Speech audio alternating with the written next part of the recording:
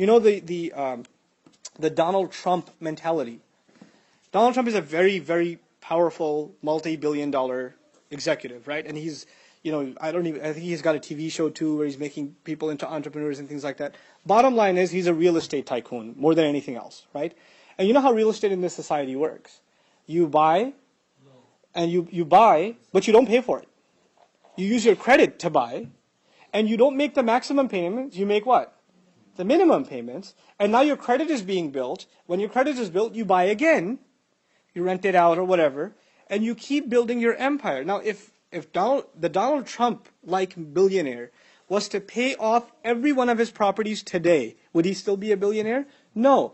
What's his idea? His idea is, how long am I going to live? Another 50 years, 60 years, 100 years? How long am I going to live? I'm going to live a billionaire, and after that, if my payments aren't being made, who cares? I already partied my way out. So this entire deficit will be passed down to the next generation. I couldn't care less. So the value of the dollar goes down, people's dollar at the grocery store doesn't go that far, and it can be blamed on him, but what does he care? He already did his partying and he's gone. In other words, don't think about anyone but who?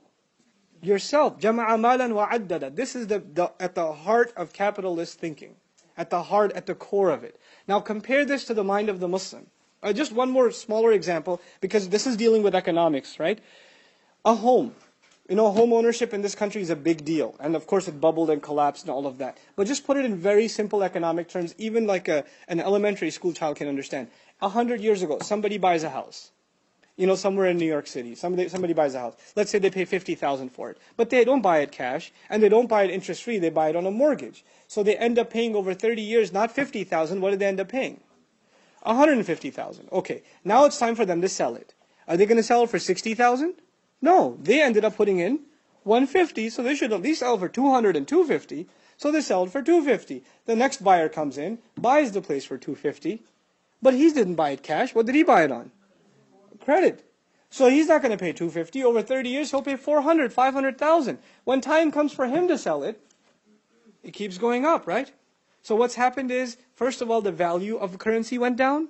Second of all, those who could own a home 100 years ago, with that kind of money, can they still own a home generations later?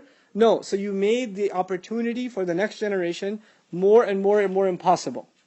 This is what riba does. This is what jama'a malan wa addadah does. It creates problems for the future. Now compare this to the Muslim mind. The Muslim mind is, you have an old man who's already got a foot in the grave and he's planting a seed in the ground for a tree to grow.